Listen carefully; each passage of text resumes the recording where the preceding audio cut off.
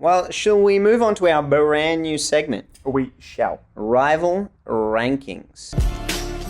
Got a long list to reorder. We might agree in ways. 'Cause we're gonna rank things, baby, based on our faves. In light of watching Across the Spider-Verse as the main feature for our discussion today, we're going to be ranking the 10 main Spider-Man films. Now, Flip. there might be some controversial opinions, like you forgot this Spider-Man film, but as far as I can tell, these are the main ones. I know there's Japanese Spider-Man, but that was a TV series. But so far, I think we're sticking to 10 films. We are sticking to a top 10. So we've got the 3 Tobey Maguire films. We've got the 2 Andrew Garfield films. We've got the 3 Tom Holland films. So we're not including Captain America and Civil War and Infinity War and all the other Not Spider-Man things. appearances. That's Yes. strictly Spider-Man films. And then we've got the 2 Spider-Verse films. Yes, our 2 across animated and into. versions. Yes. Yes. I definitely think we will not see eye to eye on this. We don't have to agree, that's No, fine. exactly. But I'm kind of curious if you've got a little bit of justification, maybe you can Maybe. change my mind. We'll see. Do you want to kick us off? I will kick us off. In my number 10 position, I have the original Amazing Spider-Man. Okay. So, Right I know off the bat. what you're going to say. Yep. Even if the Amazing Spider-Mans are ranked low, as I think most people would rank them, everybody seems to agree the first film is better than the second film. Yes. Everybody except me. Tell me why. And let me explain. So, I found this list in particular, after suggesting this, I found this really difficult to do because so many factors came into play. Like, which actor do I like the most as Spider-Man? Which film did I watch at a pivotal point in my life and therefore I enjoy for nostalgic reasons? And obviously, Toby got a lot of favor from me in that regard. Stylistic directing choices, other characters that appear in it, other actors that appear in it, and also then you've just got the narrative. And I think even though The Amazing Spider-Man 2, the narrative is just chocked full of plot holes, it's like Swiss cheese, it's messy as hell. I'm trying to do too much. I think it has more engaging moments than the first film. Okay. And there's a couple of different reasons. So the first film is an origin story, but we had already gotten an origin story from Tobey Maguire not long before. So it was a really quick turnaround for rebooting the franchise, and it retreaded a lot of ground of the first film. I also don't find Lizard a very compelling character. Okay, fair. A lot of the motivations of the villains in the Spider-Man films, you really get it. You feel like they've been corrupted over a period of time, but he like injects himself and then he's like, the world should be lizards. It's weird. And I'm not saying that Electro and Green Goblin don't also have some really weird moments, but The Amazing Spider-Man 2 has some really great moments too. Like, spoilers, the death of Gwen Stacy. That's incredible. And I think Andrew Garfield gets more opportunity to shine in the sequel, both for serious moments, but also his comedic chops. Oh, the scene. Slapsticky kind of coffee spilling, that whole... Incredible. It's great. And his banter with Emma Stone in the second film is off charts. It's really good. So for that reason, I think that the first Amazing Spider-Man has to be in my 10th position just because it is lackluster for me. Okay. I don't want to go back and watch it. Whereas the other one, I might go, oh, it's so silly. But there's more to enjoy in a rewatch, I think. Fair. Okay. So, Amazing Spider-Man 2 is my 10th spot on the list. Yeah, well. It takes until him coming back in Tom Holland's film for me to buy Jamie Foxx as Max Dillon and as Electro. I don't really enjoy sort of his portrayal sort of in Amazing Spider-Man 2. And I think like for some of the same reasons you talked about, I just feel like the film's really overstuffed. And then obviously because it was trying to like set up all of these things that were maybe going to happen and were maybe not going to happen. Aunt May origin film and like Black Cat and all this sort of stuff that was going to happen in that film, Sinister Six project, everything like that. I think that was hard. The lab at the end that just had all the villains' suits in it, that's Super like cheesy. very like on the nose. Though I will say, The Amazing Spider-Man 2 has like my favorite bit of Andrew Garfield acting of all time when he like hops over. There's a lot of choices in that film he makes when he just like hops over like sort of the barrier or on the Hudson River for no reason. Yeah, and he's just kind of like leaning and walking along. Like, Andrew, why you got to do that, man? I love it. But the best part is when he uses like 7 accents in about 10 seconds, and he's like, he's talking about whether like this is Spider-Man or a woman. Who knows? And it's something great. that I watch like constantly because it's truly terrific. Just one guy, just one Spider-Man or woman, we don't know for sure. I will say that I think the costume in Amazing Spider-Man 2 is like hands down one of the best suits in all of like Spider-Man cinematic suits. I think it pops off the screen. The colors are great. The eyes are great. The whole thing, it looks really, really good. So I'll enjoy that part. But yeah, just a bit too much going on, and particularly because I do like Electro as a Spider-Man villain. I will keep reiterating, I do love my comic books, so seeing sometimes how they portray, why they're doing my boy like that, basically. I didn't like how they did my boy Max Dillon in Amazing Spider-Man 2. Yeah. And also, Paul Giamatti is the Rhino. Like, oh, no, just not a fan. Not like, just, no. Again, another Spider-Man villain who, when written right, can be really interesting. Yeah. So, yeah. I'm not a big comic reader. I mean, I've dabbled, but I'm not someone who knows a lot about it. And I mean, I haven't recorded it yet, but I probably spoke a lot about this in my discussion of Across the Spider-Verse as well, about how I like the movies that give you enough references to extended universe things so that if you are a diehard fan, you can really appreciate it. But if you're not, it doesn't necessarily rely on that. Yeah. And so for me, I wasn't like, oh, you've butchered these characters that I know and love. I'm just like, that's a weird choice for a character, but I don't know what they're supposed to be like. Yeah, so fair. It's not as severe. Electric eels and electricity seems like overkill. And why it had to close the gap on his teeth, I'll never know. Next up was The Amazing Spider-Man 2. Okay. I had them as my lowest 2 spots. I don't need to go into that, so I'm going to do my 9 and 8 because I kind of talked about why I rank one over the other already. But then you can do your 9 and 8 as well. So in my number 8 position, and probably no surprise to hear this, is Spider-Man 3. Yeah. So the third Tobey Maguire one. I don't think it is as bad as everyone says it is.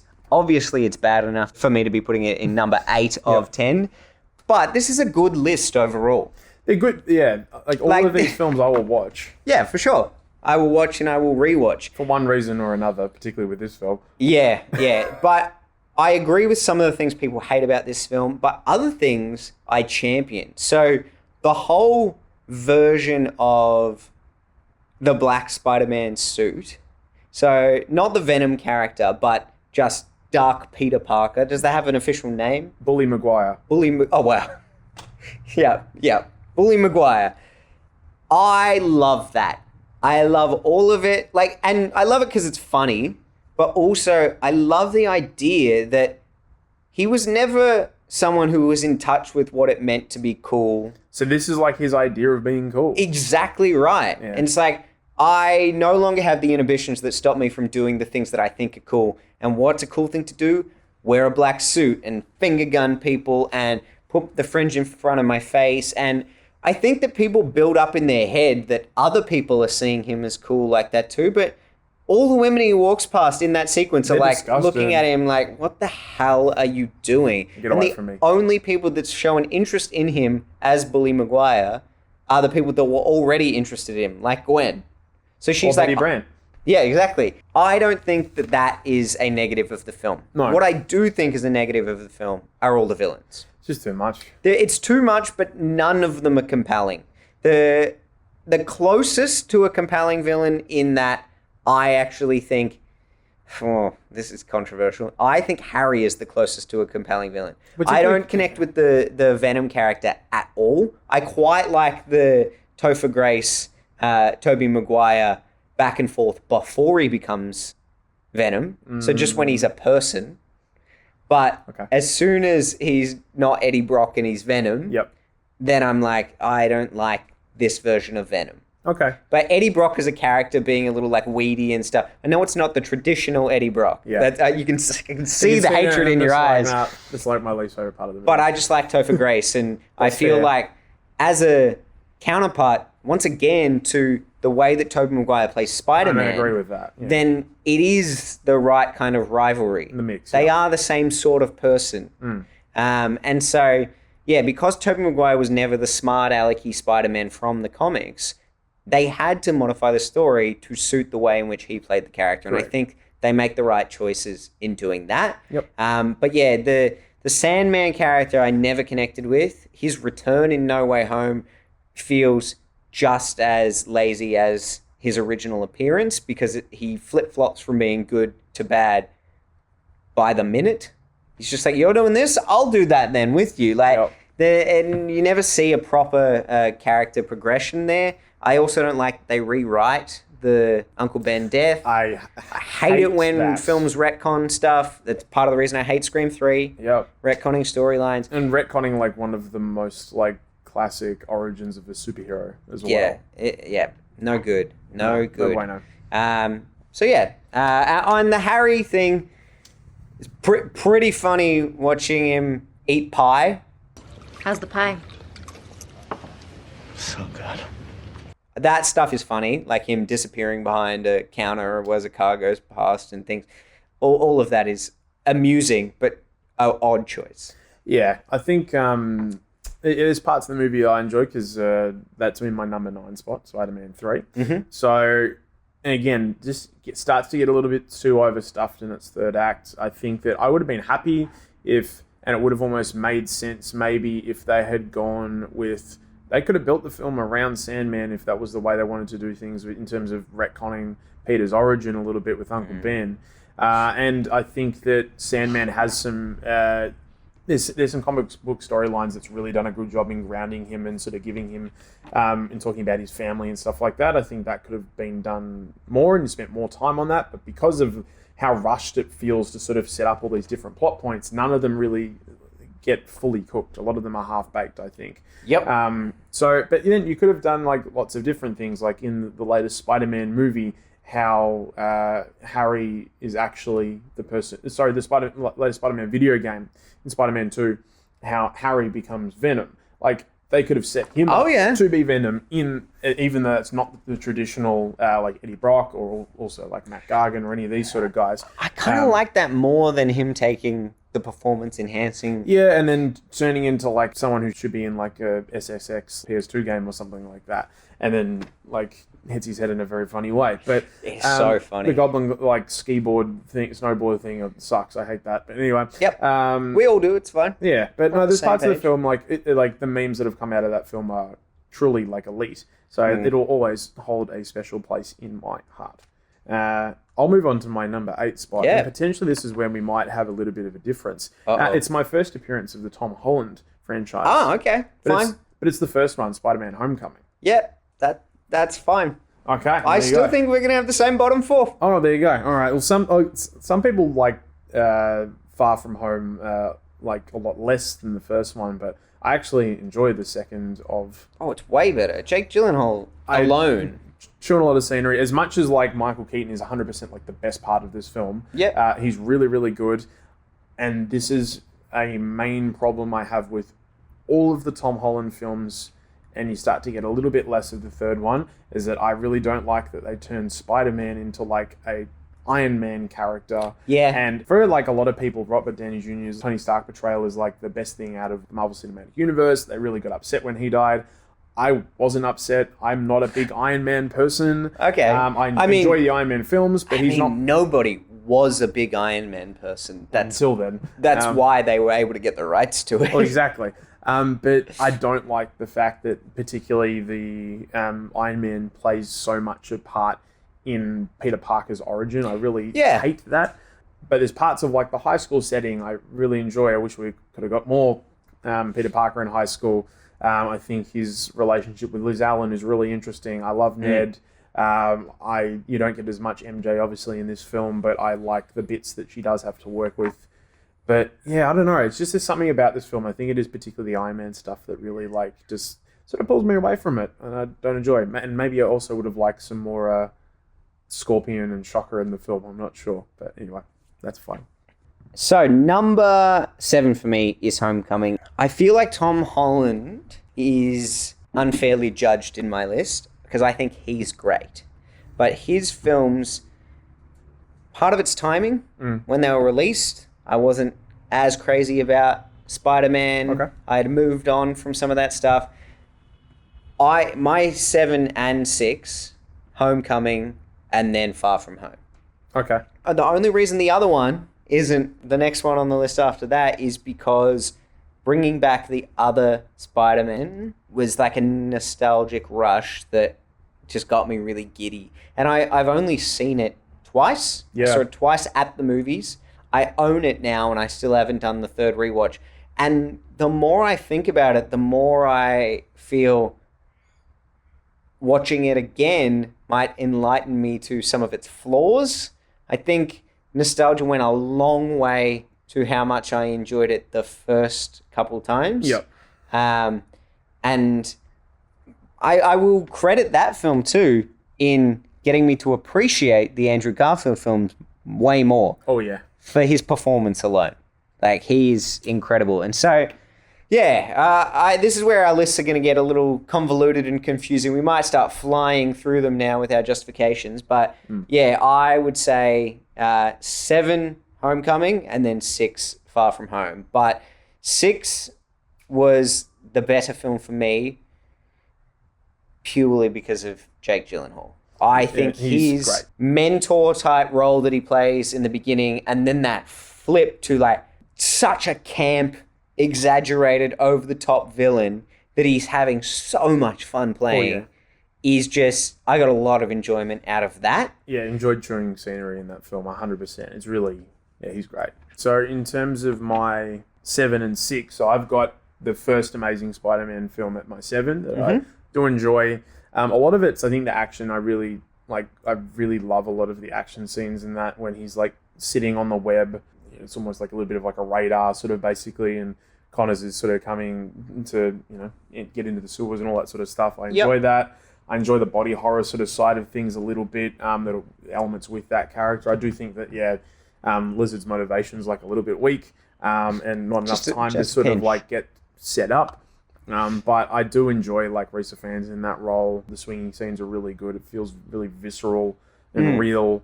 I really like the look of that film. I think that's one of the main reasons why I like it more than the second of the Andrew Garfield films. And then number 6, Far From Home, which we started to talk about. Don't really need to justify it any sort of more than you did. However, I will mention the main Mysterio scene. Is incredible. Of course. Just like one of where he ends up on the train tracks. That one? Yeah. Just that whole thing. I'm like, that is pretty awesome. I really wanted to see them like take a lot of what Mysterio can do to the screen, and I'm like, I wasn't sure how everything was going to pan out with that character and sort of how they, I don't know, it's kind of sometimes this thing now with comic book movies that they try to ground the character more in reality, but I'm like, this is Mysterio, like I want to see some like really fantastical elements, and I got that out of that, and that was a really like cool scene with like the zombie like Iron Man coming out of the grounds and then going like the transitions like into the snow globe and everything like that. I'm like, 100%. It's just really, really good VFX that like I highly, highly enjoyed. This is when things start to merge from the live action to the animated. We got the same number 5. Into the Spider-Verse. Into the Spider-Verse, yeah. I felt guilty putting it at number 5 because it's incredible. Yeah. But the rest of my list is incredible. They're all amazing films now. Forgive the pun. But yeah, Into the Spider-Verse is my next one as well. When I saw it, I was blown away. I did not expect to be so captivated by it. And this is like something about me in general. Like, I don't go and see too many animated films at the movies. Yeah. They don't tend to grab me as much, but I would say that I've become a lot more aware of them, and I'm making more of an effort to go see them as a result of this film coming out. So It was amazing. I loved the story. As I said, it had a really good balance between fan service for people who are diehard fans, but then you didn't need that information going in. I won't say too much about it because I've done a podcast on that one. Obviously, when I get to Across the Spider-Verse, that's what this one's about. So I don't feel I need to justify where those ones are ranked for me. But if you've got something in particular... I just think, like, the main sort of... They're just introducing Spider-Man to a new wave of people, and they're showing that it's more than just the standard Peter Parker story. I think Miles Morales is one of the most, like, impactful, like, comic book creations in terms of characters ever. Just of what representation can do for young children around the world, and how important Miles is to people. It's like, in my previous workplace, he was like an absolute like idol to some of these kids who they could see someone who would like looked like them, like being That's a superhero cool. and stuff. And, That's really cool. And I think that was really important. Like Miles was a popular comic book character, but not everyone reads comics, and getting him on screen in like an animated form where you like it's a pretty easy sell to like take your family to go see it. And it's like, hey, this is my Spider-Man now, and I think that was really important. So, and it's just a really fun film, and it's got Nick Cage in it, so I'm good. Yeah, that's fair. Number 4 for me is No Way Home, And is mine as too. There you go. Well, this is perfect. Maybe we can just stay on the same page for the rest of our list. So, as I said, I haven't done the rewatch and found all of the holes and things like that, but from a lot of the podcasts I listen to, it seems that people have, like, the beer goggles have worn off. Yeah. And people are no longer as impressed by this film as they originally were, because they can start to see past the shock value of the cameos and things like that. Coming out of lockdown as well to go see this. Yeah. Is a true. big one. Very true. And also the idea, not just that you get over the fact that those cameos do exist in this film, but now it's happening in so many films that the novelty of it has worn off entirely. Completely, yeah. So, the big one for me that I think this film suffers from is the initial setup with Doctor Strange doing the spell in the first place. Yep. And also the resolution at the end feels a little unsatisfying. That's fair. But I think part of the reason it's doing that is because, I mean, they're not stupid. They have heard the criticism of Mini Iron Man, and they really do want to be able to put Tom Holland in that Spider-Man position that we know and love, where he is on his own. And so this is a way that they can write that into the story. So convoluted and clumsy or not, it has set up for a Spider-Man 4 that may look a lot more like the Spider-Man world that we know. Yeah, I think like an entirely new trilogy basically is sort of what it's like going towards. I think it's hard to sometimes assess like what's happening in No Way Home depending on sort of what's going to happen next. Yeah. And how it finishes. That's the best Tom Holland suit, and potentially one of my favorite Spider-Man movie suits, because it looks totally ripped out of like early like 70s comic books. Really bright like red and blue like Technicolor sort of vibes. It looks sick, like swinging through the snow and stuff like that. Like, yep, I'm here for this.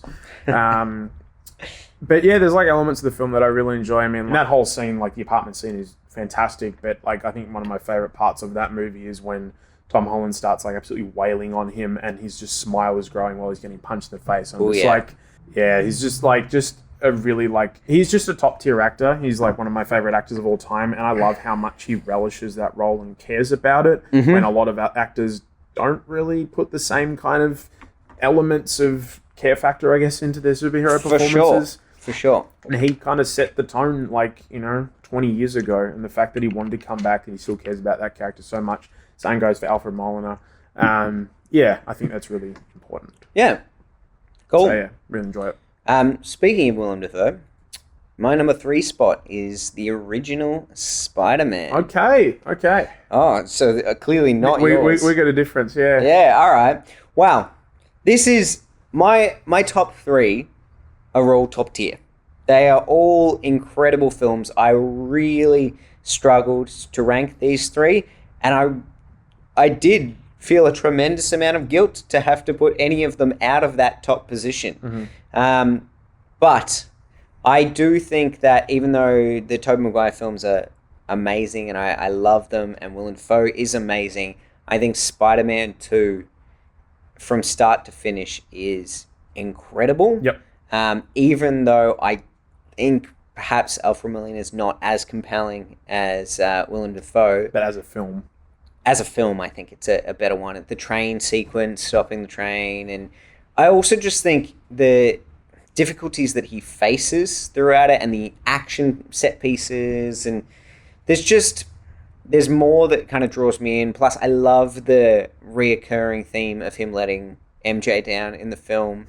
The having him like not be able to go in to see her show like time and time again for different reasons, whatever it might be, that speaks to me a lot more than the first one where he's like, I can't tell you who I am. I like the idea of him having a girlfriend but letting her down as a result. That's like a big recurring thing, like with Peter Parker and like the comic books and stuff. That he's got like like a really awesome girlfriend, but like continually just like to let her down on like and look, they're not fine ways. And these are girlfriend the and boyfriend until the very end of this film, but there is that dynamic is still there in their friendship as well. Very much like they know what's sort of on the cards. And I also like that this one is all about disappointment. Like he loses his powers in this one. Like, essentially, there's a giant metaphor for performance anxiety in this, the fact that mirrors MJ not reaching her dreams, and it's kind of like the first film is all about your aspirations and where your life is going to go and what's the next great step in our journey, and then the second film is, we're all losers. And so often in these films, everyone is so successful. It's like, we're a superhero, but we're also rich and we own this business, and like it's so cool to just see them struggling to get by in their day-to-day life. To the point where they stop being a superhero. Yeah. I wouldn't have time to be a superhero. Man, that sounds exhausting. You got themes to record. Exactly. We keep coming back to it. Anyway, so Spider-Man, the original Spider-Man in number 3. But I love Sam Raimi's direction. He's awesome.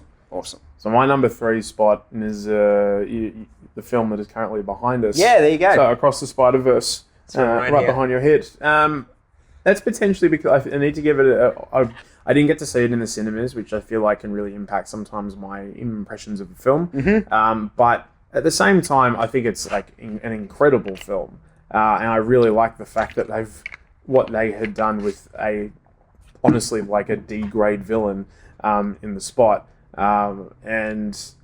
Just making him like, such a powerful sort of entity, I thought was really like interesting. Yeah. Like quite scary, sort of like terrifying. The music in particular, when he gets like fully absorbed, is I'm probably retreading stuff that I said, but whatever. But no, I really enjoy that film. The other two that are in front of it are, probably two of the most fond and early memories I have of going to see movies at the cinemas, and unfortunately, nostalgia for me will quite often take the cake sometimes. Totally fair. So Spider-Man, the original, in number 2, and the sequel in number 1. Okay, so Spider-Man 2, Electric Boogaloo is your top choice? Yes. Mine too. So, again, this was a bit of... It's not on the list. I had Across the Spider-Verse in the top tier, and just discussing the Tobey Maguire ones, the Sam Raimi verse with you today, the nostalgia has come flooding back in, and I had to make that last-minute change. But, Spider-Man 2 is incredible. What a film. It's just, there's so much I enjoy. I mean, I always really like the stories of Spider-Man No More in the comics, and really like sort of early run in the first 100 issues is like a really good... I wish the film could have been longer and had shown maybe the impact of Peter not being Spider-Man a little bit more. Like if it had sort of Ock going on more of a rampage and stuff, and then him still being like, nah, I'm not going to do it. Like some of the cops have got to deal with more scenes with him trying to fix his bike. Yeah, or like eating hot dogs and stuff like that. Just all of that sort of stuff. Struggling with his back and everything like that. What's the song that plays? Oh, the raindrops. There it is. That's it. Perfect. Another classic musical cue. I reckon I saw that one at the movies 6 times. Yeah. I saw it at a Loved it. very freshly opened Hoyts at Victoria Gardens. Nice. And and I do remember particularly like the scene when Doc Shout out to Hoyts. We're shout looking out- for sponsorship. Yeah. Shout out to Vic Gardens if you can get me Yeah. like a IKEA discount or something. That'd be great. But the scene where Doc Ock's in the hospital is like Sam Raimi reminding everyone is like, nah, I'm like a damn good horror director. I'm just about to bring that And up. that is like person getting choked with the chainsaw. Like, oh, like I would have been this film came out 2004, so I'm gonna age myself here. Yeah, like I hadn't even hit double digits basically on this earth. So watching that scene, I was like, oh damn, this is like pretty full on. the to restraint watch. he showed not putting Bruce Campbell in that scene as opposed to the. Particularly when he gets the chainsaw. Bruce Campbell probably would have looked at the camera and been like, hey, you know what we're doing here? Groovy. But no, he played a really good usher at the It's at the true. theater. It's true. It's part of the reason I love it so much. And when was going to be Mysterio in Spider-Man 4, so alongside John Malkovich as Vulture Alas, and Anne Hathaway as Black Cat. it was not meant to be, or perhaps it will still be. Who knows? With We the never know. resurgence in popularity. Alrighty, so we will wrap our rival rankings there. I was saying to you earlier, though, I always sort of sign off our sections together and then come back into the podcast just then- to say goodbye to everyone. You should be saying goodbye to everyone I too, can say mate. goodbye too. I've always said you had good skills at saying goodbye. It's a very unique skill set that I do have. It is. That was one of the things about being a teacher is like, can you say goodbye to people? I wish I was on your tier of goodbyes. While my individual goodbyes may not be on Boylan's tier, this was just a snippet from our weekly Fifth Period podcast. So if you want to find some more Spider-Man content, you can check out the playlist for our full eps on the Spider-Verse films. Otherwise, if you're after more rankings in general, this is a reoccurring segment that we do on that podcast. Plus, I will also make sure I link our extended breakdown of the Scream franchise, where we ranked things in categories rather than just looking at the films overall. Thank you very much for the support, guys, and please do remember to like, subscribe, share it around, and make sure you comment for future rankings you'd like us to do.